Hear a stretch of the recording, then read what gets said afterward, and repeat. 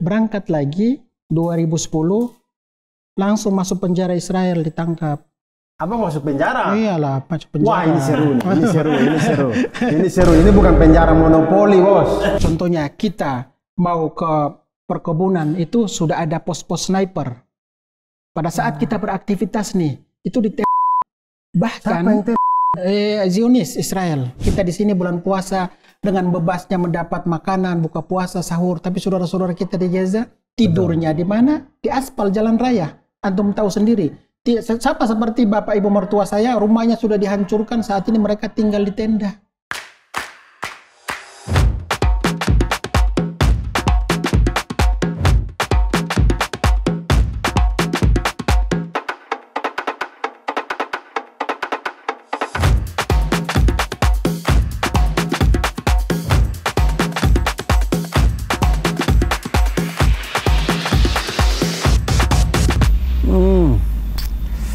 Dan tiba saatnya di depan tenda kita bertanya-tanya. Assalamualaikum warahmatullahi wabarakatuh. Bismillahirrahmanirrahim teman-teman semuanya. Berjumpa lagi di tenda tanya. Dan alhamdulillah kita hari ini dapat keberkahan lagi dari langit, yaitu hujan. Oleh karena itu kita syuting lagi di dalam Masjid Nurul Huda ini. Alhamdulillah Ustadz Arbi dan para DKM itu cukup sangat membantu tim tenda tanya sehingga kita diperbolehkan lagi untuk menggunakan Masjid Nurul Huda yang berada di lokasi dekat tenda tanya ini. Dan teman-teman semuanya, alhamdulillah kita sudah masuk di minggu pertama bulan puasa. Lalu kemudian mengawali minggu pertama di bulan puasa ini, kita juga kedatangan tamu yang luar biasa. Ini beliau kita sering lihat di video-video tentang Palestina dan alhamdulillah beliau masih sehat walafiat. Akhirnya bisa dipertemukan bersama kita semua ada di sini. Ini ya Bang Onim. Selamat datang Bang Onim. Assalamualaikum warahmatullahi wabarakatuh. Waalaikumsalam warahmatullahi wabarakatuh. Luar biasa ya. Dari tadi teman-teman Bang Onim datang itu berbicara dengan keluarga ya bahasa Arab. Bahasa Arab apa bahasa Palestina? Bahasa Arab ya. Bahasa Arab ya. Palestina itu pakai bahasa Arab. Palestina pakai bahasa Arab. Sama seperti Saudi Arabia, Jordania. Oh, jadi Mesir. kalau bahasa Arab yang digunakan di Palestina itu sama dengan yang digunakan di Mekah, Madinah. Sama, iya, sama ya. Timur Tengah. Oh, saya takutnya kayak misalkan di Indonesia, misal di Jawa begitu, bahasa Jawanya Solo dengan Jogja dengan Malang, Surabaya ada beda-bedanya Kalau dikit. di Palestina bahasa nasional itu bahasa Arab, tapi mereka juga punya dialek tersendiri. Tapi dialek tersebut saling memahami. Maka paham Palestina, Palestina paham Madinah, Madinah paham Jordan, Jordan paham Mesir. Oh, jadi cuma beda dialek saja, tapi kalau dialek. kosakata-kosakatanya masih sama lah. Oke, itu dia. Bang Onim, Bang Onim ini nama lengkapnya sebenarnya? Saya Abdillah Onim. Abdillah Onim. Abdillah Onim. Itu nama yang diberikan dari waktu kecil ya? Nama yang diberikan waktu kecil, KTP Abdillah Onim. Abdillah Onim. Dan Bang Onim ini dari Indonesia Timur? Iya, sebelumnya terima kasih nih Bang Abdur, alhamdulillah teman-teman kru yang ada di sini, kita dipertemukan di awal bulan suci Ramadan ya. Ya. Semoga amal ibadah kita diterima oleh Allah Subhanahu wa taala, kita semakin sehat, semangat dan tidak lupa dengan perjuangan saudara-saudara kita yang ada di Palestina. Amin. Jadi memang saya pun semenjak berada di jalur Gaza 14 tahun itu sering melihat stand up komedi antum yang mana juga ternyata dari profilnya itu saya lihat ada semangka, terus ada bendera Palestina, terus juga sering menyampaikan tentang penderitaan saudara-saudara kita kepada penggemar antum. Itu adalah sebuah amal ibadah yang bagus lah. Antum berada di Indonesia tapi berjuang untuk mengingatkan teman-teman bahwa yuk masih ada nih saudara-saudara kita salah satu negara yang belum meraih kemerdekaan. Jadi saya sendiri nama saya Abdillah Onim, asli dari Halmahera Utara, Galela, Maluku Utara. Berarti sudah Maluku Utara. Di Halmahera pun paling di utara lagi. Paling utara memang. Jadi di Ternate terus kita naik speedboat, berapa? 1 jam, terus naik mobil lagi sekitar 5 jam, dari naik mobil naik ojek lagi baru masuk ke dalam. Pokoknya kampung habis paling jauh. Pokoknya paling utara sudah. Paling utara sudah. Bang Onim itu kalau ke dapur itu sudah masuk Filipina, Masuk masuk Filipina dekat, betul. Filipina, ada punya teras ada di Manado. Manado, ya. Rumah terlalu besar. Tapi itu Bang Onim itu berarti sebelum kita ke Palestina, maksudnya saya pengen tahu dulu Bang Onim di Indonesia ini, maksudnya sampai besar di Halmahera Utara ini atau ke Jakarta atau bagaimana? Awalnya itu saya memang lulusan Madrasah Sanawiyah di Galela, Halmahera Utara, terus lanjut ke SMA Negeri Kecamatan Galela, Halmahera Utara, terus terjadi konflik itu kan, konflik SARA di Maluku Utara. 99, iya. Terus sebelum terjadi konflik saya sempat ikut tes tentara tapi tidak lulus. Akhirnya pecahlah konflik dan melihat bagaimana terjadi konflik yang mana tentunya ini sebuah lembaran yang paling buruk sebenarnya bagi kami di Maluku Utara, yang mana sebelum terjadi konflik itu kami bermuamalah, bertransaksi itu antara Islam dan Kristen itu tidak ada perbedaan. Jadi sampai ke tingkat kalau hari Jumat kita bersih-bersih masjid, itu teman-teman Kristen datang bantu bersih-bersih. Nah ini maksudnya cara dari masyarakat Maluku Utara untuk menjaga toleransinya seperti itu. Karena tapi ya ada mungkin ada provokator yang ingin mengacaukan situasi di Maluku Utara. Jadi pada saat itu saya baru selesai lulus SMP, SMA. Terus ada salah satu rombongan tim medis dari Jakarta datang ke Galela. Namanya Medical Emergency Rescue Committee, Mercy. Oh, Mercy yang bulan sabit merah. Beda. Bulan sabit merah beda, BSMI beda, Mercy beda. Mercy ini mereka lulusan dari Universitas Indonesia kedokteran, yang mana sebelum BSMI lahir itu Mercy semuanya. Oh, saya Mercy ini pelambang yang iya, bulan sabit. Bulan sabit juga bawahnya Mercy. Terus dibangunlah BSMI. Jadi sebenarnya BSMI itu cikal bakalnya dari Mercy. Saya bergabunglah di situ menjadi relawan. Relawan dengan Mercy. Relawan dengan Mercy waktu itu terjadi konflik di mana di Kecamatan Galela, Maluku Utara. Udah mulai bantu-bantu, terus juga banyak korban yang kena tombak. Nah itu dibawa ke ke markas untuk diobati, posko kesehatan. Saya bantu-bantu di situ. Nah setelah bantu-bantu terus juga mereka pulang ke Jakarta, adalah salah satu dokter yang menawarkan kalau ada dari pemuda di Galela ingin ke Jakarta untuk menuntut ilmu, silakan ikut. Saya ikut ke Jakarta tahun 2000, menginjakan kaki di Jakarta. Tahun 2000 akhirnya setelah tamat SMA. Dari Halmahera Utara ikut dengan tim dokter Mercy. Tapi tidak jadi pasien ya, maksudnya memang relawan aja. Saya pikir, ayo ikut, siapa mau jadi pasien, ayo gitu. Jadi memang saya menjadi relawan itu sejak tahun 2000 lah. Relawan bantu-bantu. Kemudian datang ke Jakarta itu jadi relawannya Mercy. Relawan Mercy. Jadi pernah dikirim ke Aceh, dikirim ke tempat bencana alam di Jawa Barat dan di tempat lainnya. Jadi relawan tetap di Mercy seperti itu. Lalu kemudian akhirnya relawan dari tahun 2000 ini. Awal mula bisa sampai ke Palestina itu Bang Onim bagaimana? Nah setelah itu saya belajar bahasa Arab di yayasannya Ustadz Anis Mata, Wamenlu saat ini. Masih di Jakarta sini? Di Jakarta. Belajarlah, setelah itu belajar bahasa Arab. Rencananya mau lanjut ke lembaga pendidikan Lipia. Tapi karena KTP tidak DKI, masih Maluku Utara, tidak bisa masuk ke sana, akhirnya lanjut ke UHAMKA. Kuliah di UHAMKA, Profesor Dr. Hamka. Di Cijantung sana itu. Iya, di sini di Blok M. Blok M ya? Yang di Cijantung itu apa? Yang di flyover Cijantung Universitas Muhammadiyah juga, cuman apa ya itu ya? Bukan UHAMKA ya itu ya? Bukan. Nah, di situ alhamdulillah kuliah. Setelah kuliah ini ambil bahasa Arab. Ambil ini ekonomi dan perbankan syariah. Waktu itu ada bahasa Arab sedikit-sedikit lah. Pecahlah, terjadi yang namanya agresi ke Gaza tahun 2008. Menewaskan lebih dari 1.700 warga Gaza. Berangkat Mercy ke sana. Terus ada permintaan dari almarhum Dr. Jose Rizal bahwa harus ada tim mitigasi atau tim berikutnya. Saya daftarlah di situ, iseng. Daftar untuk berangkat ke Palestina. Tapi abang ini sudah Mercy ya? Udah sudah Mercy. Anggotanya Mercy, kemudian daftar. Iya, daftar. Daftar tuh kemana bang maksudnya? Daftar di Mercy waktu itu, kan relawan. Jadi yang diterima itu internalnya saja, bukan dari luar. Oke.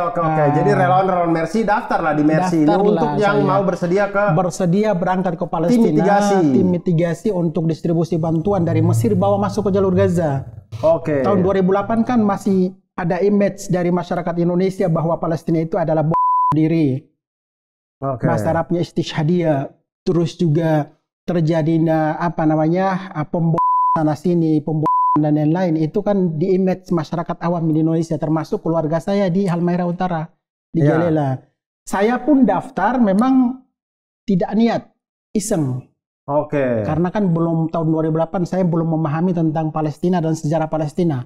Apalagi nama Masjidil Aqsa belum begitu familiar. Iya. Daftarlah. Begitu 1 pekan kemudian nama saya muncul. Nama muncul bukannya senang. Namanya itu masih anak muda ya. Usia saya masih 20 tahun. Masih muda lah. Masih 20 tahun? Masih pingin hura-hura lah seperti itu kan. Kalaupun berada di lapangan cuma sekedar koordinasi dengan RT RW, kita mau bikin posko di sini dan lain-lain. Tapi kalau untuk tingkat memahami tentang agama atau sejarah Palestina itu belum ada. Nama saya ada, bukannya senang malah membuncah ketakutan, panik, bahkan sampai saya kabarkan ke orang tua saya itu, mereka sampai jatuh sakit dan mereka menganggap bahwa ini putra kami mau nyotor nyawa nih ke Palestina, atau sudah dipengaruhi oleh aliran seperti apa untuk berangkatlah ke Palestina. Yang namanya pemahaman masyarakat namanya kampung kita kan punya orang tua seperti kalau itu. Kita sudah di Jakarta, kalau tiba-tiba yang seperti yang kadang-kadang media menggambarkan dan segala macam, akhirnya orang tua tuh berpikir wah ini sudah aliran, sudah terpengaruh siapa lagi ini, apa lagi begitu. Nah, pulanglah saya ke Galela dan menyampaikan dengan cara saya bahwa kita hadir di dunia itu tidak hanya memikirkan keluarga kita, tapi juga orang lain. Salah satunya saudara-saudara kita di Palestina. Nah, dengan sendirinya kita kan orang Timur, Indonesia Timur kan sensi dan mudah menerima dengan nasihat seperti itu. Dan tadinya mereka tidak terima, alhamdulillah terima dan mengatakan bahwa ya kami sudah lansia seperti ini, apa yang kami persembahkan untuk Palestina, kami cukup mengikhlaskan putra kami untuk berangkat ke Palestina. Tapi pesan abah dan mama itu jaga amanah, kalau bukan hak Abdillah jangan diambil. Dan juga bahwa selama berada di Palestina pokoknya luruskan niat untuk mencari ridha Allah. Itu yang memang saya pegang sampai dengan saat ini dari almarhum bapak saya. Berangkatlah ke Palestina awal akhir tahun 2008. Sebelum itu Bang, yang lolos pada waktu itu berapa nama yang buat tim mitigasi? 7 orang. 7 orang. Yang daftar berapa? 6. Yang daftar banyak. Yang daftar lebih dari 15 kalau tidak salah. Lebih dari 15 orang yang terima. Yang diterima 7 ini laki-laki semua? 7 laki-laki semua. Termasuk saya, karena memang sebelum berangkat ke sana itu saya terbiasa mendampingi almarhum Dr. Jose Rizal, pendiri Mercy. Nah, waktu itu saya masih gondrong, rambut keriting gondrong, kan dikira make atau mabok lah seperti itu kan. Jadi almarhum suka ajak saya kalau kemana-mana, yuk Dil ikut saya. Dan abang kesana masih gondrong juga? So gunting. Saya pikir karena gondrong itu kayaknya tim Mercy kasih masuk gitu. Ini kalau mau salurkan bantuan lewat Rafa kak ini gampang nih masuk nih, gondrong begini nih. Orang pikir Israel nih kan, mata-mata kan. Mossad. Apalagi orang timur nih suka lari-lari bawa gardu, jadi sudah. Jadi memang salah satu alasan dari almarhum Jose Rizal itu karena orang Indonesia Timur itu pantas bisa berdialek dengan orang Timur Tengah. Suaranya kalau mereka naik, kita bisa naikin lagi volumenya. Dan sama-sama timur. Sama-sama timur. Nah, cuman beda, mereka tengah, kita timur yang betul-betul timur punya ini. Nah kemudian berangkatlah 7 orang ini. 7 orang berangkat. Menjadi tim mitigasi. Akhir 2008. Akhir 2008, pergantian tahun 2008-2009 saya berada di jalur Gaza. Nah, ini prosesnya dulu. Kami ini kadang-kadang kita tuh awam sekali masalah bagaimana ke Palestina. Ketong naik pesawat dari Jakarta atau kapal. Kalau kapal 4 bulan. Tidak yang Abang Onim ini. Oh, kalau saya pesawat. Pesawat dari pesawat Jakarta. Dari Jakarta, transit di Abu Dhabi atau Dubai, turun di Mesir, Kairo, dari Kairo baru naik mobil ke perbatasan antara Gaza dan Mesir, sekitar 8 jam. Berarti lewat Rafah itu. Perjalanan darat. Oh, berarti dari Mesir, turun di Mesir, baru dari Mesir ketemu jalan darat. Jalan darat. Masuklah di jalur Gaza. Iya, maksudnya perbatasan Rafah itu. Tapi sebelum antum berada di Rafah, dari Kairo ke Rafah itu melewati Ismailia, terusan Suez, itu melewati checkpoint dari pihak militer Mesir. Oh. Jadi tas-tas, koper-koper itu diturunin, dibuka dan lain-lain. Pemeriksaan cukup ketat lah. Yang tadinya perjalanan itu normalnya itu 7 jam, bisa sampai 15 jam. Karena tas kita diturunin, terus diperiksa, terus pokoknya pemeriksaan sangat ketat. Jadi memang tidak mudah. Sampai di Rafah dulu, di Rafah itu berapa titik tadi? 3, 4 lebih, ada puluhan. Puluhan poin. Ketong dicek terus ini. Itulah kebiasaan orang Mesir seperti itu. Kalau contohnya checkpoint dari sini, titik pertama ke 15 meter kemudian kita diperiksa lagi, turun lagi koper 15 meter, 500 meter. Turun lagi koper dari atas, turun ke bawah, periksa kan, terus naik lagi, nanti 2000 meter lagi ke sana, turun lagi, periksa lagi sana sini. Jadi tadinya pakaian sudah dirapiin, semuanya udah dibongkar semua. Enaknya ke sana sudah pakai kresek Indomaret sudah. Jadi kalau bangun, lihat sudah ini, sudah ikat lagi sudah. Jadi memang tidak mudah kita berangkat ke Gaza itu teman-teman Indonesia. Memang teman-teman Indonesia itu punya semangat luar biasa ingin berangkat ke Palestina, tidak mudah. Antum lebih mudah pergi haji daripada ke Gaza. Lebih mudah. Lalu kemudian beberapa puluhan titik checkpoint inilah, kemudian sampailah ke perbatasan Rafah. Perbatasan Rafah. Perbatasan Rafah ini adalah perbatasan yang memisahkan antara Mesir dan jalur Gaza dan Palestina. Jalur Gaza, ya. Betul. Nah itu di situ yang periksa kita tentara Mesir atau tentara Palestina Mesir. Atau tentara siapa tentara tuh Mesir. di perbatasan Rafah? Tentara Mesir. Tentara Mesir. Jadi ada imigrasi gedung, ada zona hijau kosong, terus imigrasi Palestina Gaza.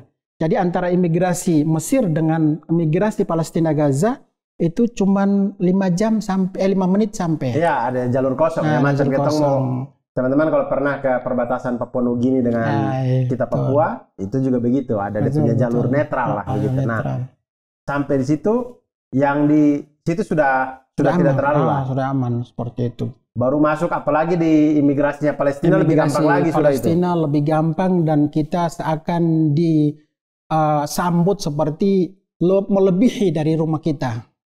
Dilihat mereka itu orang Indonesia khususnya itu benar-benar kita dirajahkan, kita disambut dengan sofa VVIP, disiapkan kopi dan lain-lain. Jadi tadinya kita melewati checkpoint yang puluhan tersebut habis-habisan, pokoknya suar keringat dan lain-lain, capeknya luar biasa.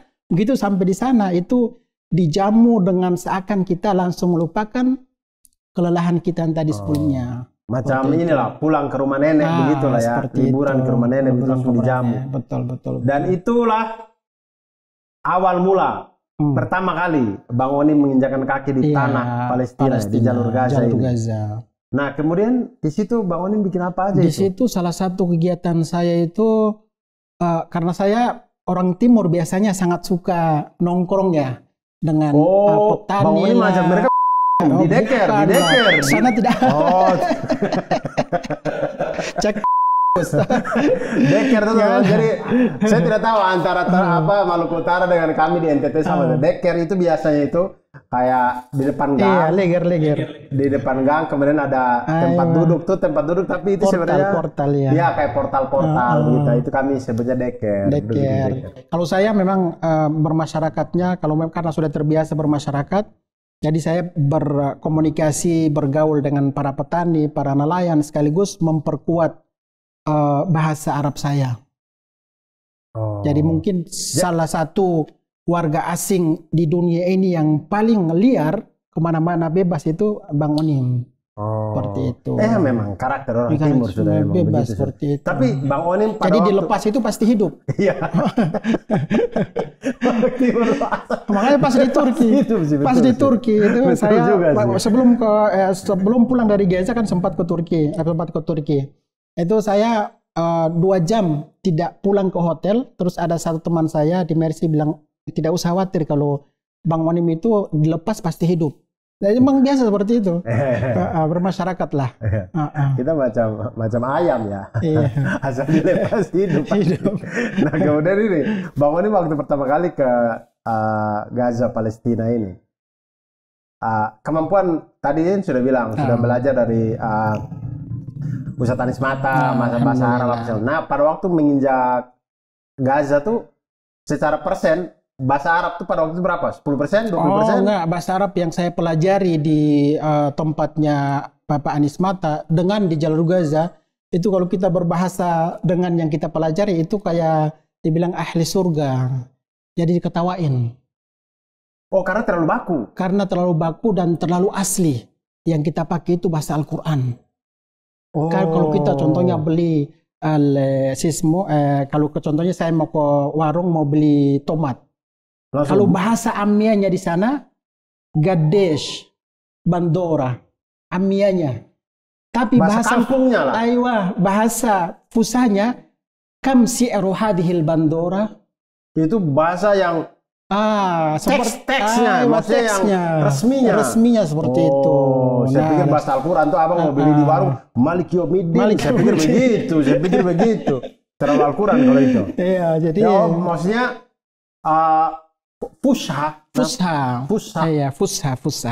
bahasa resminya. Bahasa yang baku. Bahasa baku. Dan salah satu tujuan saya berada di sana ya apa namanya? Mungkin survei juga. Mungkin kalau kita kayak di warung biasanya kan roti berapa? Kalau ini berapakah harga rotinya? Begitu sekali. Mungkin, terlalu guru bahasa Indonesia kok. Seperti begitu ya. Atau mungkinkah saya membeli 1 roti? Kejauhan, udah kelaparan belum seperti itu. Udah keburu rudal datang kan. Artinya pada waktu itu kemampuan bahasa Arabnya Bang Onim baik dalam maksudnya yang percakapan sehari-hari itu 10% ada kali. 10% ada. 10% ada. Dari situlah kemudian bergaul, berbicara segala macam, dan tentunya tidak mudah karena saya juga pingin mempelajari tentang karakter warga Palestina, karena karakter warga Palestina beda dengan karakter Timur Tengah lainnya. Khususnya di jalur Gaza Palestina itu dunia laki-laki.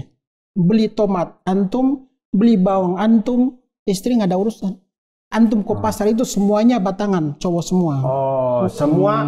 Semua anta, tidak ada anti ya? Wah anta. Betul sekali. Dan salah satu tugas saya survei untuk mencari tanah wakaf pembangunan rumah sakit Indonesia, tim inti. Yang saat ini. Sabar Bang Onim, sorry saya kepotong. Saking serunya saya tuh kalau begini tuh saya pengen banyak menggali, jadi mohon maaf kalau agak loncat-loncat. Bang Onim waktu datang ke tahun akhir 2008 itu agresinya sudah selesai atau belum tuh ya?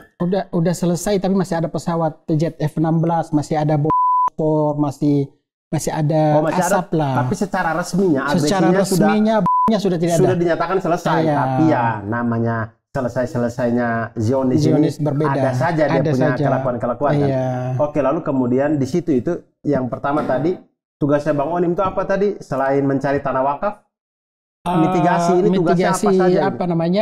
Mengetahui kebutuhan dari masyarakat Gaza seperti apa selain dari pembangunan rumah sakit Indonesia.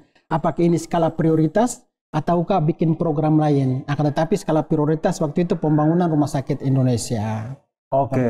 Kemudian cari tanah wakaf itu bagaimana? Apakah ini sudah bikin di sini atau bagaimana? Bukan cari tanah wakaf itu saya harus berhadapan dengan teman-teman mujahidin yang bawa senjata, bawa itu seperti itu.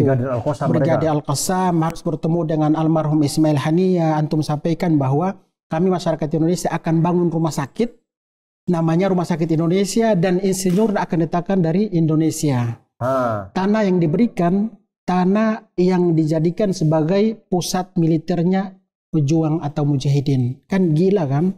Antum datang ke sana orang asing, pesek kan, Iya, Cina. iya. Datang ke sana katakan bahwa antum keluar jangan latihan, kita membangun rumah sakit Indonesia. Kan bisa ditarik pistolnya. Ini mata-mata nih. Kan kita mau melatih latihan untuk mempertahankan Palestina, kok disuruh keluar dari camp militer. Antum ini siapa? Oh, itu tidak mudah. Harus bertemu dengan para komandan petingginya, itu tidak mudah.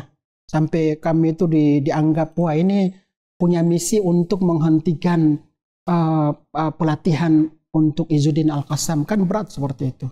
Tapi alhamdulillah setelah kami diinterogasi, khususnya saya diinterogasi atau ditangkap oleh mujahidin dan lain-lain, mereka yakin bahwa ini serius mereka untuk bangun. Dan ternyata serius. Alhamdulillah kita bangun rumah sakit Indonesia. Oh, itu yang namanya rumah sakit Indonesia yang hancur sekarang. Iya, yang kemarin berita itu yang hancur tuh, itu rumah sakit itu. Rumah sakit itu. Berarti itu tuh di atas tanah yang awalnya itu adalah camp militernya Brigadir Al-Qassam. Kita suruh mereka berhenti, cabut semua peralatan yang mereka panjat ke atas dan lain-lain, suruh bongkar semua, keluarin semua barang-barang, kita bangun. Oke. Tidak mudah untuk bikin program. Itu pembangunan berapa lama itu, Bang? Dari tahun 2008, 2009 taruhlah. 2010. Oh, 2010, 2009 taruhlah. Sampai masih ngobrol-ngobrol apa segala macam. 2015. Selesai 2015. Berapa tahun coba? 2009 2010 sampai 2015 5 tahun itu penyerahan pertama ke Kementerian Kesehatan di Gaza. Oh, 5 tahun baru 2024. Betul sekali. Israel dikasih hancur lagi emang. Iya. Itu juga saya ke sana kan masih bujang ya. Masih bujang dan waktu itu belum ada kepikiran untuk mencari pendamping hidup atau cari jodoh di Gaza, itu tidak ada sama sekali. Karena berat. Kalau contohnya kita sebagai anak muda melihat situasi Gaza, tidak ada pekerjaan. Di sini kan tukang ojek juga jalan kan. Di sana tidak ada tukang ojek. Di sana tidak ada yang narik mobil umum atau sopir, itu tidak ada. Dan kayaknya memang kalau maksudnya saya melihat dari kayak Bang Oni akhir 2008 ke sana, di saat dimana baru selesai agresi Israel. Saya rasa sih memang tidak ada kepikiran juga untuk kayak kita mau lamar orang, kamu menikah, kayaknya sudah tidak ada. Itu tuh memang ini hidup dan mati. Hidup dan mati yang pertama, yang kedua cuannya tidak masuk. Maharnya. Oh, dia punya panai, uang panai. Itu kan kalau kita kan mahar contohnya di Indonesia Timur, antum kan di NTT ya? Iya. Itu kan belis, kita pakai belis. Iya kan, bisa tukar pakai. Iya, belis, gading gajah, pakai gading gajah. Gading gajah lah seperti itu. Di sana murahnya itu 60 juta. Mau ambil mana coba? Kambing saya di kampung cuma 15 ekor. 1 ekor kambing berapa harganya? 600.000. Ditawar 400.000. Habisnya berapa? Jadi nggak kepikiran sama sekali ya. Oh iya, sudah 60 juta nanti dulu. Nanti dulu. Saya mau bikin rumah sakit dulu ini. Betul sekali. Yo, kemudian bangunan itu kan akhir 2008 itu datang itu. Itu maksudnya saya membayang, maksudnya itu kan tentu agresi yang pada waktu itu dan dibandingkan sekarang lebih parah yang sekarang. Itu tidak ada apa-apanya. Tidak sebrutal daripada sekarang. Iya. Nah, itu tuh maksudnya kayak tidur malam ada roket-roket begitu-begitu. Tidur malam biasanya apa namanya jet F-16 boom. Kedengaran lah. Tapi itu kan tidak menjatuhkan bom ya, cuman dia sengaja memprovokasi warga. Itu kan kedengaran kan 24 jam kayak gitu. Jet F-16. Nah, lalu kemudian ini yang pertama kali Abang datang ini berapa lama ini Abang? Itu cuman 4 bulan. Oh, 4 bulan, berarti ya mungkin Maret 2009 balik Indonesia, berangkat lagi 2010, langsung masuk penjara Israel, ditangkap. Abang masuk penjara? Iyalah, masuk penjara. Wah, ini seru. Ini bukan penjara monopoli, bos. Ini penjara Israel. Jadi 2010. Abang balik. 2009 balik. Iya kan? 2009 balik Indonesia. 2010 kembali lagi ke Palestina. Bulan Mei persisnya 2010 yang mungkin teman-teman tahu yang namanya Freedom Flotilla, Ustulil Hurriyah, dan dari Turki pakai kapal Mavi Marmara yang 9 orang Turki di Israel di atas kapal Mafi Marmara antum kurang update kalau gitu. Iya, saya saking terlalu banyak kejahatannya si Israel ini ya, saya sampai betul. Menderita luar biasa. Banyak, sumpah. Jadi 2010 Mei saya berangkat bersama dengan tim Mercy ke Turki lah. Salah satu tugasnya bawa skop, bawa pacul untuk apa? Peletakan batu pertama rumah sakit Indonesia. Bawalah ada beberapa semen dari sana, pacul, apa namanya, teropong, apa sih namanya itu, yang buat nembok itu loh. Oh ini, sendok semen. Ayo sendok semen. Bawalah kita dari Turki kan. Ya. Bawa dari Turki. Berangkatlah naik kapal dari Turki. Waktu itu orang Indonesia ada 11 orang. Termasuk teman-teman Mercy. Naiklah di kapal. Tujuannya berlabuh di pelabuhan internasional Palestina di Gaza. Jadi Gaza Palestina itu punya pelabuhan internasional, apa namanya, dermaga, ada bandara internasional Palestina, adanya di jalur Gaza, semua kan dihancurkan oleh pihak Israel. Naiklah kapal Mafi Marmara dari Turki, tujuannya kemana? Pelabuhan jalur Gaza. Ini. Ya, karena kita biasa lihat video Gaza itu memang ada laut. Gaza itu laut, dia memang di tepi laut. Naiklah kapal, begitu perjalanan sekitar 1 hari 1 malam, tibahlah di mana perairan Cyprus Yunani.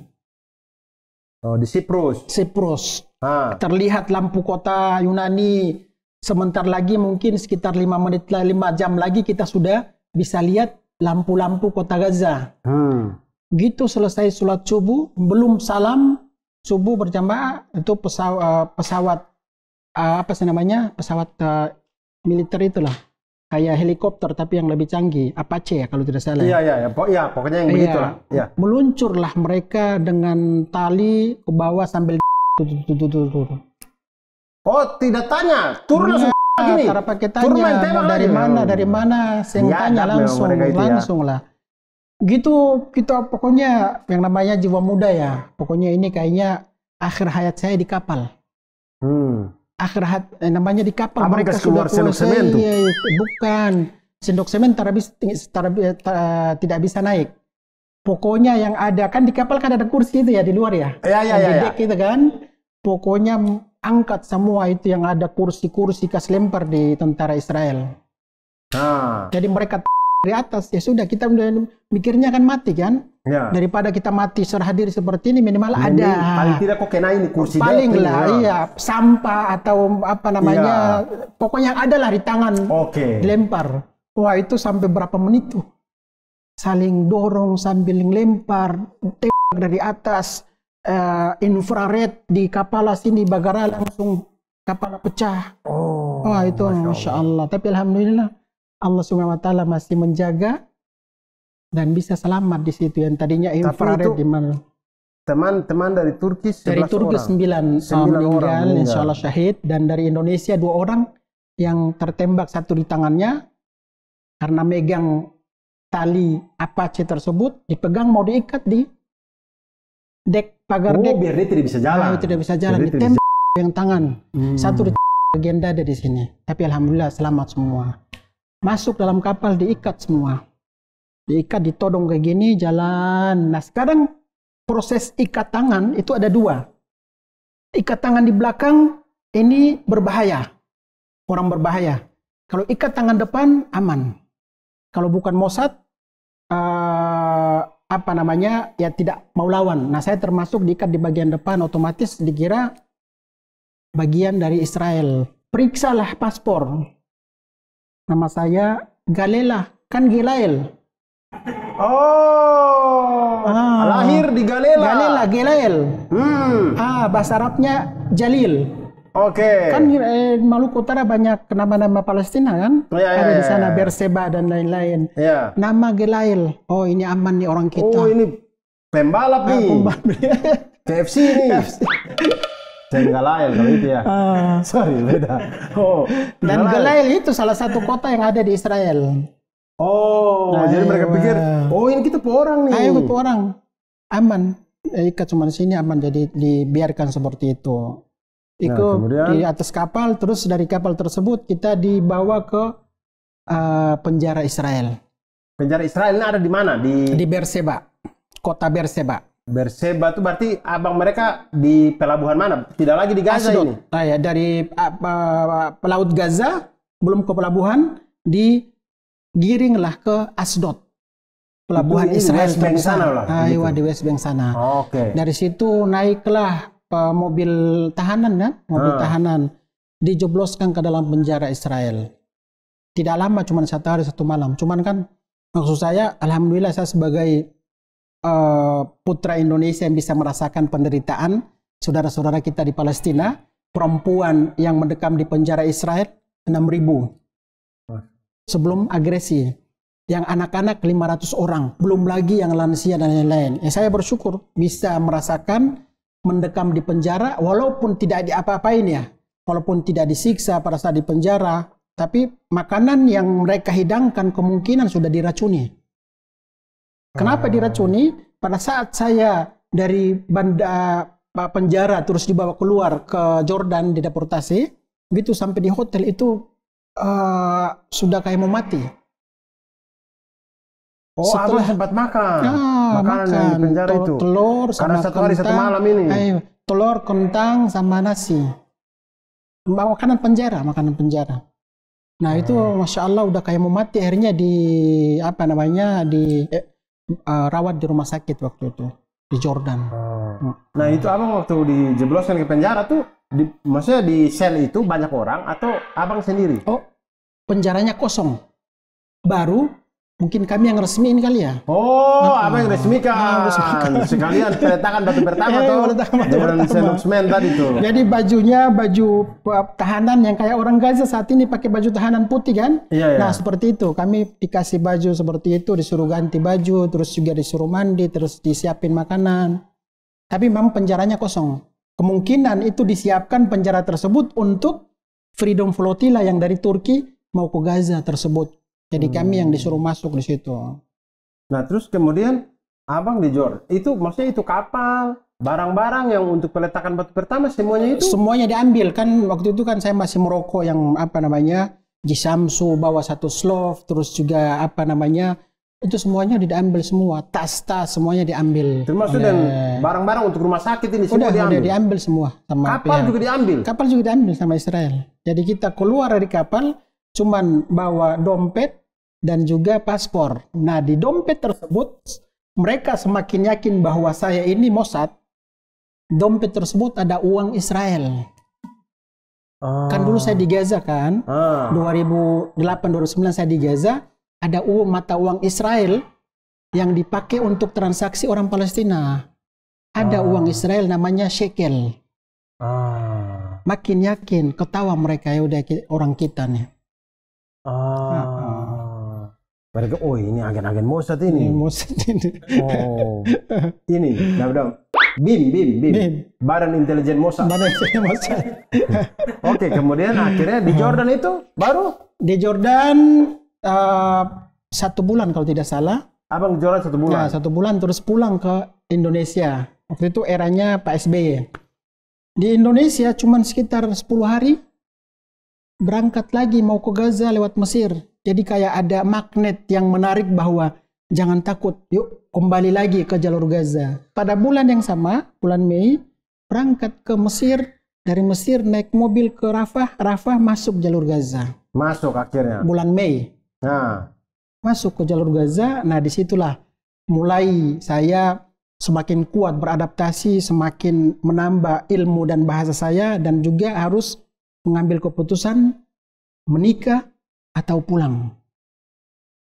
2010. Jadi di 2010 itu awal mula juga ya, rumah sakit Mercy ini dibikin juga. Lalu kemudian di situ juga abang mengazamkan diri untuk ini saya mau terus atau saya balik begitu. Lalu kemudian yang abang ambil pada waktu itu adalah keputusan yang abang ambil? Keputusan yang saya, walaupun ambil keputusan, tapi kan yang menentukan, contohnya kalau saya menikah, keputusannya bukan di saya. Kan mereka juga ada kriterianya. Ganteng masuk nggak? Yang pertama. Yang kedua, income-nya seperti apa? Yang ketiga, agamanya seperti apa? Kan waktu itu saya masih merokok kan. Jadi agak berat kayaknya waktu itu. Tapi yang namanya jodoh, rezeki, mati dan lain-lain kan ditentukan oleh Allah, bukan oleh rokok. Oh iya betul. Yang penting kita jujur. Karena orang Timur kan jujur ya. Saya terbuka biasanya kalau pas ta'aruf atau berkenalan dengan Muslim yang ada di sana, rata-rata pakai cadar mereka. Cadar itu mereka pakai cadar karena 99% cantiknya luar biasa. Kenapa ditutup mukanya cadar? Untuk menghindari fitnah. Kalau di jalan nanti ada pemuda yang lihat atau menggoda atau seperti apa, makanya wajahnya ditutup. Dan saya paling khawatir kalau mendapatkan jodoh yang bercadar. Kan kita orang Indonesia Timur masih asing kan cadar seperti itu, karena bukan bagian dari budaya kita. Ta'aruf pertama, ini kita mulai masuk nih cari jodoh. Iya, mulai masuk nih cari jodoh. Saja, masuk ya. Masuk. Jadi ta'aruf pertama saya ditolak oleh perempuannya. Karena yang pertama pekerjaan saya apa? Relawan. Dalam 1 bulan berapa sih? 1,7 juta. Sedangkan untuk di Gaza biaya hidup dalam 1 bulan 500 USD alias sekitar 7,5 juta, masih hidup di bawah garis kemiskinan. Antum apa? 1,7 juta. Mau bilang saya punya cinta. Kan mereka makan cinta, makan roti, makan seperti itu kan. Yang pertama saya ditolak, yang kedua ditolak, yang ketiga ditolak, sampai ke 5 ditolak, hopeless. Tidak punya jodoh di sini, tidak laku. Pertama tidak punya cuan, tidak masuk. Yang kedua tinggal dikontrakan, yang ketiga kerjaannya relawan. Abang waktu ditolak gitu abang main gitar di laut tidak? Di pinggir laut. Biasa anak Timur kan begitu. Iya, kecewa. Begitu, semua ambil gitar, main di pinggir laut. Putus asa ya. Beta pun cinta tinggi gunung Binaya. Nah, kemudian akhirnya yang keenam. Yang kelima saya bilang yang kelima saya bilang saya mau pulang karena tidak ada jodoh saya di sini. Ya, saya balik cari di Ternate saja. Koper sosial sudah siap semua. Maghrib ada yang telepon mau coba lagi 1. Saya bilang nggak usah, saya hanya nggak punya jodoh di sini. Ternyata yang ke-6 itu juga malas-malasan, udah nggak serius lah, udah nggak niatan kan. Ternyata justru yang ke-6 itu yang menerima saya dengan penerimaan apa adanya. Masya Allah. Karena pada saat tersebut saya juga menyampaikan bahwa saya masih merokok, saya sholat subuh tidak di masjid, sholat subuh tidak di masjid, karena mereka mengutamakan sholat subuh wajib di masjid. Lepas ditanya itu, nah kalau saya kan sholat duhur masih di di rumah lah, sholat subuhnya di rumah bukan di masjid. Pertama, yang kedua saya sampaikan bahwa saya sebagai relawan dan income saya cuma 1,7 juta. Saya tinggalnya kontrak, makan saya masih Indomie pakai nasi. Tapi alhamdulillah ketemu dengan keluarga yang lebih mengedepankan tanggung jawab dan agamanya. Tidak melihat dari sukunya. Sangat sulit bagi masyarakat Palestina itu melepas putrinya untuk menikah dengan orang asing. Yang pertama alasannya adalah mereka tidak ingin keturunan Palestina berkurang kalau dibawa keluar. Nah, itu mereka. Yang kedua, ya tidak ingin kebiasaan atau karakter dari pemegang teguh agamanya itu nanti kalau dibawa keluar berkurang dari segi keimanannya, terus ketakwaannya jadi berkurang. Itu salah satu alasannya. Tapi alhamdulillah saya diterima dan menikah, hanya tidak pacaran kalau di sana. Dan istri saya cadar waktu itu, pakai cadar. Begitu ketemu ta'aruf, dibuka cadar lah, ketemu sebenarnya, buka cadar terus kita lihat 2 menit. Tutup cadar terus masuk perempuannya. Begitu masuk, antum harus pulang sholat istikharah, minta petunjuk kepada Allah SWT, dan kalau bisa dalam 4 hari kemudian ambil keputusan yes or no. Nah kalau kita kan, saya yakin Bang Onim pulang istikharah itu sudah, ini sudah ya Allah, ini sudah. Jangan kasih saya pilihan, ini sudah. 5 kali saya ditolak, sudah ini sudah. Kayaknya begitu kayaknya. Ya pulang biasalah, kita dalam Islam kan dianjurkan untuk istikharah seperti itu. Tapi sebelum saya ambil keputusan, ini luar biasa. Sebelum ambil keputusan, mereka yang sudah calling dulu, kami setuju. Masya Allah, kami setuju. Dan pada saat itu saya sendiri tidak ada persiapan dan lain-lain, kata mereka kami yang persiapkan semuanya. Subhanallah. Tidak punya apa-apa, nanti tenda, sewa kursi, terus konsumsi siapa, mereka yang urus semuanya. Subhanallah. Karena niat saya waktu itu memang ingin mencari pendamping hidup yang bisa menemani untuk berjuang. Yang tidak nanti pulang ke Indonesia terus lupa terhadap Palestina, tapi pulang ke Indonesia menyampaikan dakwah dan juga menyampaikan penderitaan, pulang lagi ke jalur Gaza. Dan alhamdulillah setelah saya menikah, hubungan Indonesia dan Palestina khususnya Gaza itu semakin, masyarakat Gaza yang tadinya tahu Indonesia cuma tsunami 2004, alhamdulillah dengan ada pernikahan tersebut saya aktivitas semakin bertambah dan alhamdulillah ukhuwah di Indonesia pun semakin bertambah dan saya rutin menyampaikan tentang Indonesia, bahasa Indonesia dan berbagai banyak sekali manfaat yang alhamdulillah atas izin Allah Subhanahu wa taala mulai wasilah saya untuk saudara-saudara kita di Palestina, alhamdulillah. Nah, Bang, sebagai relawan gitu, Abang dari tahun 2000 lah ya. Dari tahun 2000. Kemudian ya menjadi relawan yang sampai tingkat internasional ya di jalur Gaza inilah. Itu apa saja? Kita kalau jadi relawan tugasnya apa saja, Bang? Siapa saja bisa jadi relawan, tapi yang lebih dikedepankan itu adalah rasa sensitivitas tentang kemanusiaannya harus ada. Kan kalau kita jadi relawan, contohnya turun ke tempat banjir, angkat sembako, udah selesai jadi relawan kan. Ya. Tapi bagaimana caranya tugas dan juga aktivitas kita itu merasuk dalam jiwa kita. Bahwa apa yang kita lakukan, ini pertama untuk mencari Allah SWT. Yang kedua untuk menyenangkan orang yang membutuhkan. Yang ketiga memang ini adalah amanah yang diberikan oleh Allah SWT.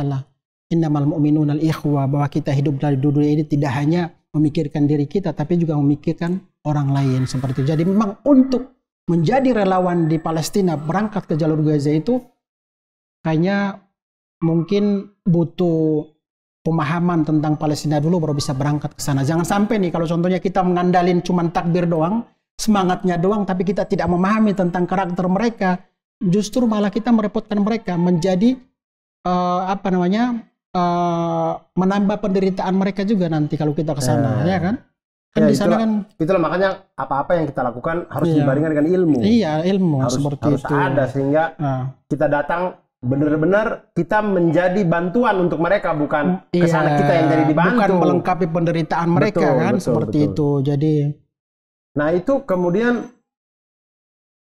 di sana tuh kayak hari-hari kita belanja apa begitu ada yang jual. Ada. Jadi kalau teman-teman ginilah. Barang-barangnya dari mana, Bang? Itulah kan kalau kenapa. kita dari Indonesia ini kan barang-barang bisa dari negara. Kan kalau di sana kan tertutup sudah. Kata orang-orang bahkan di berita-berita itu penjara terbesar di dunia itu ya jalur Gaza itu. Nah itulah kenapa sebelum tahun 2008 Gaza itu dibentuk bahwa wilayah peperangan, bom diri, jihad fisabilillah.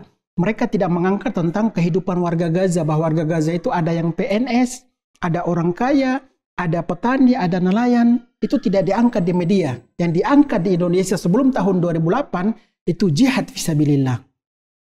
Seperti itu, makanya yang berangkat dari Indonesia ke sana pun mereka juga, wah ilmu saya masih kurang nih, ilmu agama saya masih kurang, belum pantas untuk berangkat ke jalur Gaza. Salah satu yang saya lakukan dengan media sosial saya, alhamdulillah, itu saya mengangkat tentang keberkahan tanah Palestina, semangkanya, anggurnya, terus juga stroberinya, mereka beraktivitas seperti apa, itu saya angkat semuanya. Pada akhirnya masyarakat Indonesia tahu bahwa ternyata ada ya petani, ada ya tanah, ada ya pertanian dan lain-lain seperti itu. Walaupun memang jalur Gaza itu diblokade oleh pihak Israel itu dari tahun 2007. 2007 diblokade. Blokade itu ditutup semua akses dari luar masuk ke Gaza, itu sulitnya luar biasa. Jadi sebelum tanggal 7 Oktober nih kemarin, kita jangan menganggap bahwa Gaza baik-baik saja. Tidak ada yang namanya kriminalisasi, pembunuhan, aneksasi dan juga pemerkosaan terhadap Muslimah Palestina. Oh, terjadi sebelum tanggal 7 Oktober. Itu dan kejadian. Itu tuh berlangsung terus-menerus sebenarnya dari tahun 2007 itu dari sebenarnya. Tahun ya. 2000. Mulai dari di blokade. Oh enggak. Untuk Palestina, makanya saya juga menyampaikan bahwa Palestina itu terjajah sudah sejak tahun 1948 ya, pada saat dideklarasikannya sama Inggris negara itu. Israel di Palestina. Nah, sejak itu terjajahlah sampai dengan saat ini kan sudah lebih dari 57 tahun mereka terjajah seperti itu.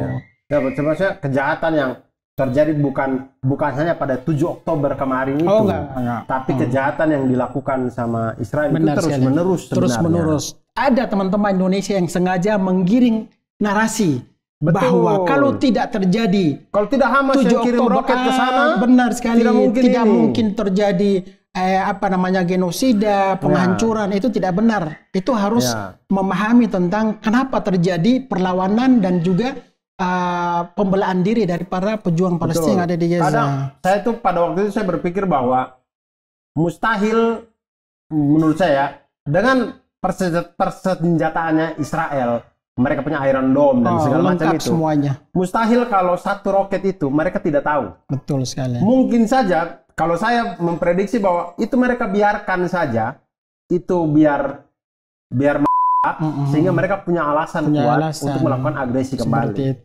Sama seperti mungkin dulu kasus Jepang Harbor, mungkin Amerika tahu, cuman dia biarkan aja, biar kita bisa bom Nagasaki dan Hiroshima, gitu-gitu. Taktik-taktik perang lah, ini kayak begini. Nah itu kemudian di situ itu kehidupan berarti hampir sama kayak Depok begini lah ya. Cuman perbatasannya semua diblokade. Jadi kalau contohnya kita mau ke perkebunan itu sudah ada pos-pos sniper. Pada saat kita beraktivitas nih, itu bahkan Zionis Israel. Mereka punya pos sniper di mana? Di dalam Gaza? Iya, di perbatasan antara sepanjang Gaza dan Israel itu ada pos-pos penjagaan sniper.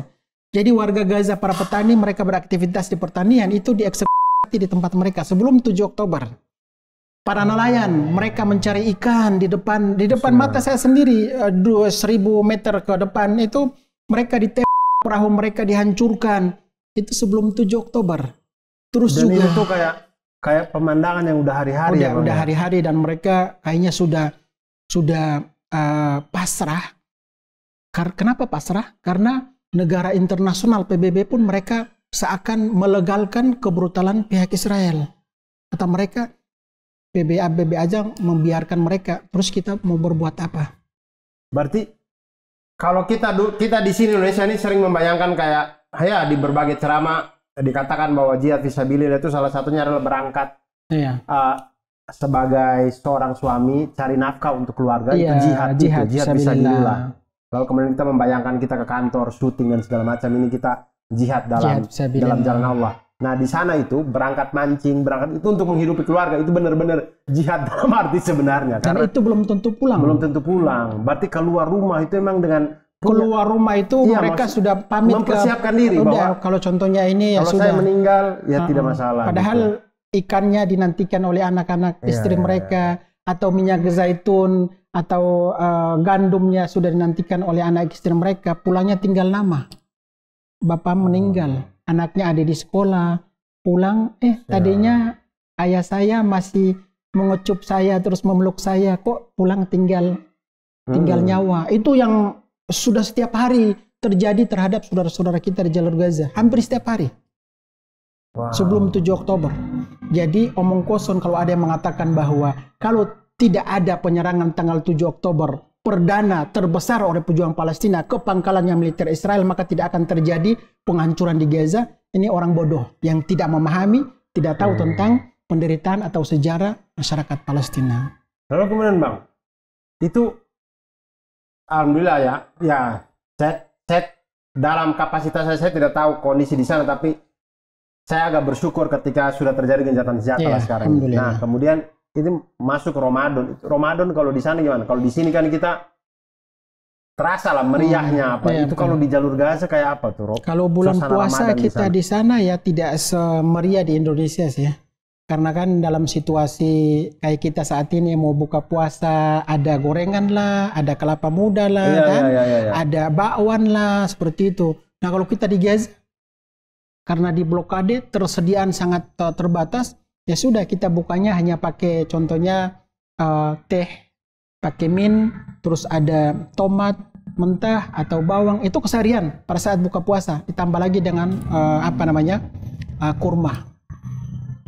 Kalaupun mereka makan besar hari Jumat, Indonesia Timur makan besar hari Jumat kan, Potong ayam, potong ini, habis sholat Jumat baru makan besar, ada nasi kuning. Nah itu mereka bikin hari besar mereka itu hari Jumat. Jadi mau seperti apa situasi mereka, mau sesulit apapun, harus pada saat hari Jumat berkumpul dengan keluarga mereka untuk makan bersama. Hari raya lah. Hari raya. Hari Jumat itu hari raya. Buat tapi kalau untuk kami bulan puasa seperti kita di Indonesia kan, alhamdulillah masjid penuh pada saat bulan puasa. Kalau kami di Gaza, masjid penuh baik puasa maupun bukan bulan puasa. Terutama sholat subuh.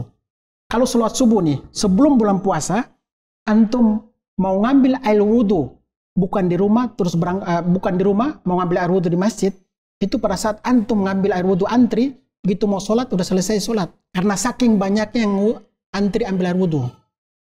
Apalagi pada saat bulan puasa, itu antum sudah harus ambil air wudhu di rumah. Dari rumah langsung itu pun dapatnya di pekarangan masjid.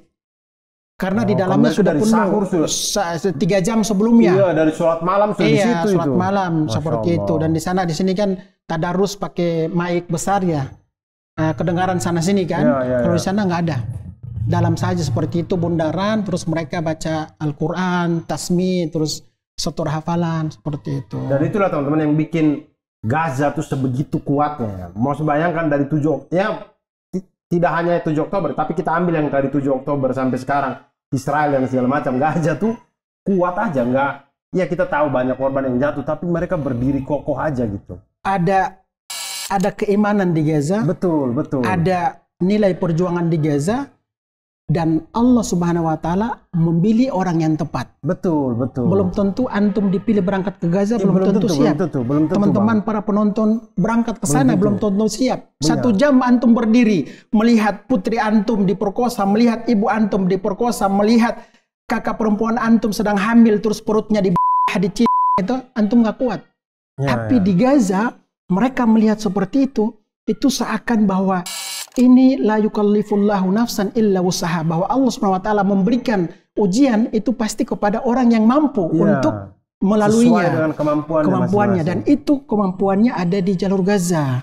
Ada kemampuan luar biasa dan mereka bertahan untuk menyelamatkan agama dan keimanan mereka. Nah ini yang harus dipahami oleh teman-teman muslim yang ada di Indonesia. Bukan sekedar tanah yang diambil aneksasi. Bukan sekedar rumah mereka yang diambil, tapi yang lebih intinya adalah ulal kiblatain, Masjidil Aqsal Mubarak, terbukanya pintu dari bumi ke langit di mana? Bukan di Makkah atau di Madinah, adanya di mana? Baitul Maqdis di tanah Palestina. Turunnya perintah sholat 5 waktu, baginda kita Nabi Muhammad SAW bernegosiasi dengan Allah SWT bukan dari Makkah atau di Madinah, tapi di mana?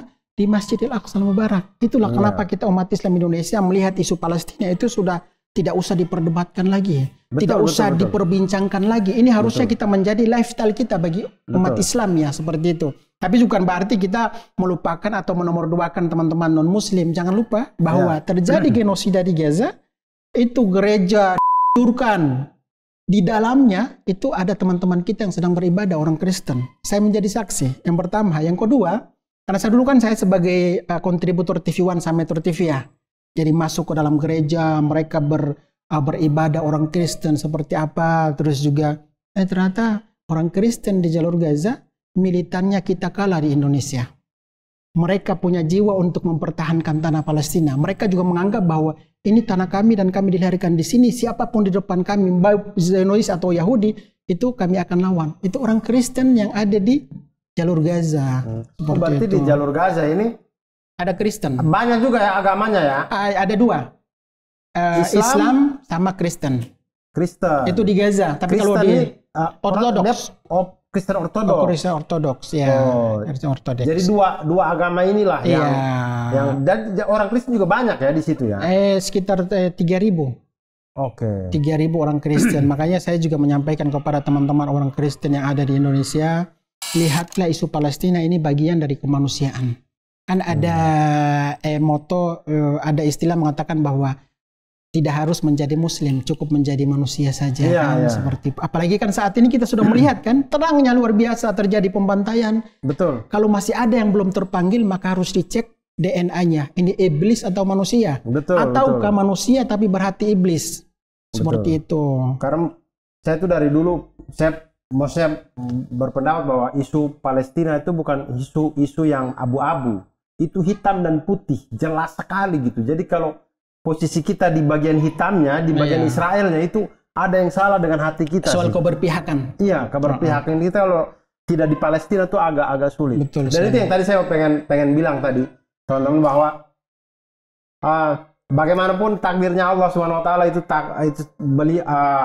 zat yang maha perfect, maha sempurna dalam menulis skenario. Jadi hal yang terjadi di Gaza itu karena salah satunya kenapa di situ ya karena kemampuan mereka itu mampu untuk bertahan. Jadi menurut saya ibroh yang bisa kita ambil ya, pelajaran buat kita di Indonesia itu, sebelum ya kita bantu dan sebisanya kita, kemudian jangan berharap kayak ayo kita berjihad atau apa, nggak usah jauh-jauh dulu, subuhan aja dulu di masjid.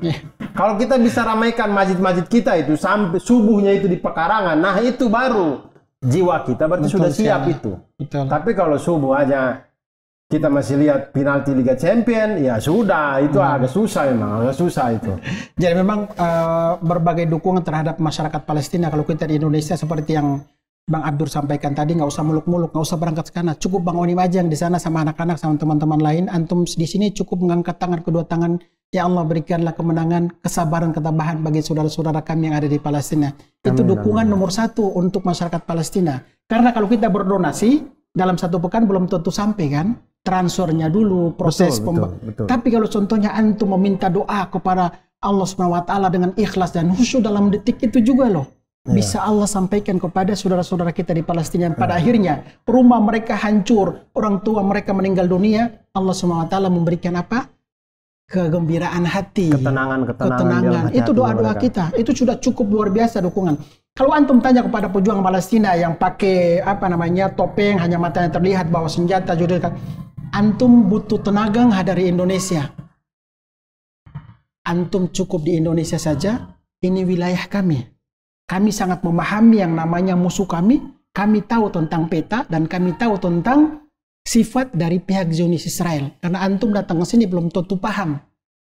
Nanti bukannya berangkat ke sana, disuruh berangkat ke kiri karena tidak tahu bahasa Arab, berangkatnya ke kanan. Akhirnya kan datang ke pangkalan militer Israel, kan bunuh diri jadinya. Jadi merepotkan lagi, akhirnya pejuang Palestina disalahkan oleh pemerintah Indonesia. Kenapa dia meninggal? Lah orang disuruh kok kiri, kok dia ke kanan karena tidak bisa bahasa Arab. Betul. Salah satu sederhananya seperti itu. Ya, apalagi kita ini cuma tahu yalla, haji, yalla, cuma begitu saja ya. Agak susah. Betul, sebelum kami melanjutkan, nanti kita ini obrolan masih panjang banget. Saya mau tanya masalah beres dari senjata ini seperti apa dan segala macam. Cuman untuk menutup episode yang ini nih, Bang, ini dari tadi Bang Onim waktu awal datang itu kasih saya ini ada kurma ini, teman-teman bisa lihat di sini. Kurmanya ini kurma Palestina. Ini kurma Palestina. Nah, Bang Onim, saya itu penasaran. Jadi kemarin itu waktu agresi yang sekarang ini, kemudian ada di Twitter, di media sosial lah, kawan-kawan yang mengabarkan untuk jangan salah beli kurma, karena ada beberapa kurma yang masuk Indonesia itu kurmanya Israel. Betul sekali. Itu betul. Betul. Jadi langsung aja bilang ini kurma Palestina apa kurma Israel. Jadi yang beredar di Indonesia sebelum terjadi agresi ke Gaza ternyata itu dipasok oleh Israel ke Cina dan Amerika, baru dibawa ke Indonesia. Yang tadinya bendera Israel di sudut sini digantilah pakai bendera Palestina.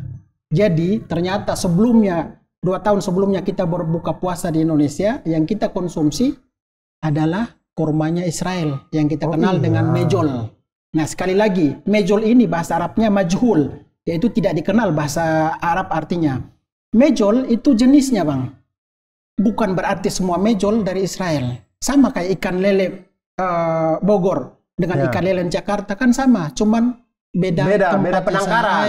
Beda yang penangkaran lele Jakarta, seperti itu. Ada lele Bogor. Korma juga sama. Tidak semua korma mejol yang didatangkan dari Palestina ke Indonesia semuanya Israel. Nah, bagi teman-teman yang Indonesia pingin tahu bahwa mejol ini berasal dari Palestina, harus dipastikan bahwa owner atau pemilik perkebunan orang Palestina, yang pertama. Yang kedua, packagingnya itu orang Palestina. Itu dijamin 100% kurma mejol Palestina. Ini yang didatangkan owner perkebunan di Ariha Jericho itu orang Palestina.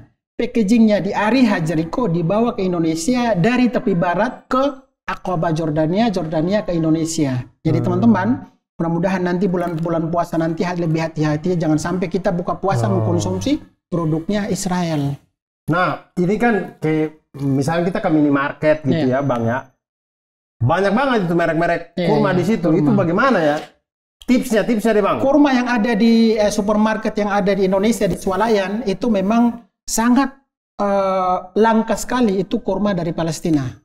Adanya dari Mesir, dari Saudi Arabia, dari Maroko, terus juga dari beberapa negara timur lainnya. Tapi kalau teman-teman ketemu di Swalayan atau pusat perbelanjaan ada kurma Palestina, kalau tertulisnya ada Al-Quds seperti ini, terus ada izin edarnya di sini, dibaca, nah ini merek Al-Quds, ini dijamin 100% dari petani Palestina. Ini yang pertama. Yang kedua, ini merek Watan. Ini juga dari Ariha Jericho. Tapi kalau merek lainnya, saya tidak bisa merekomendasikan karena saya tidak tahu. Betul. Ini saya ketemu dengan ownernya, teman saya.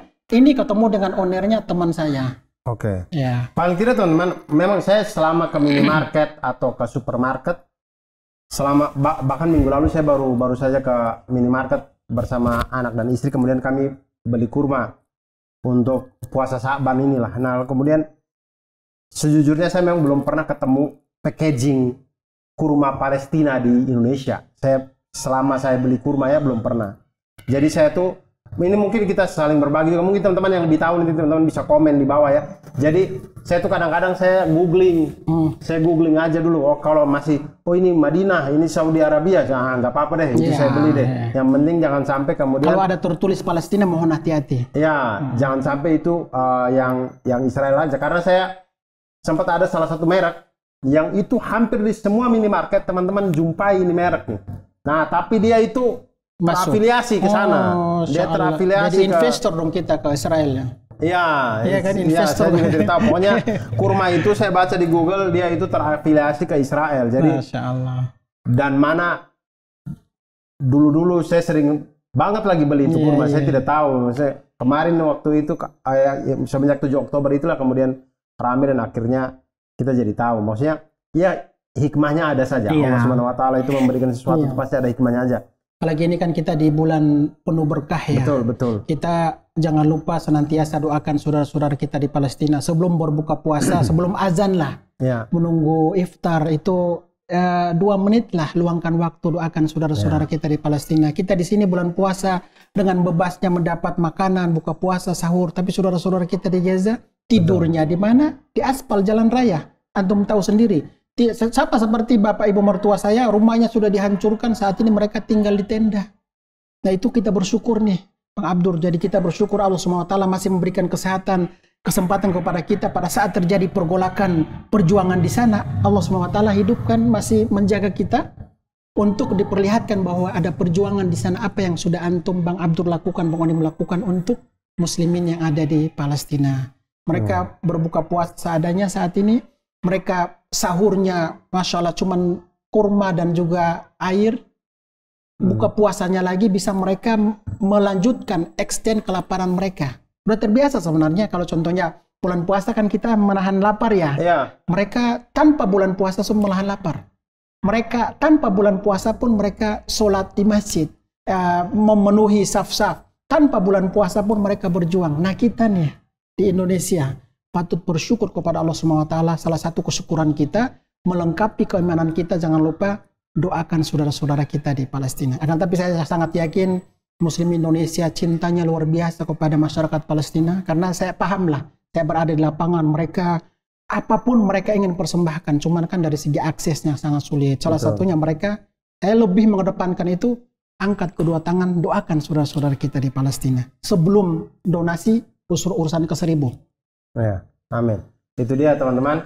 Nah, nanti kita lanjutkan lagi terkait banyak hal yang masih akan kita tanyakan kepada Bang Onim.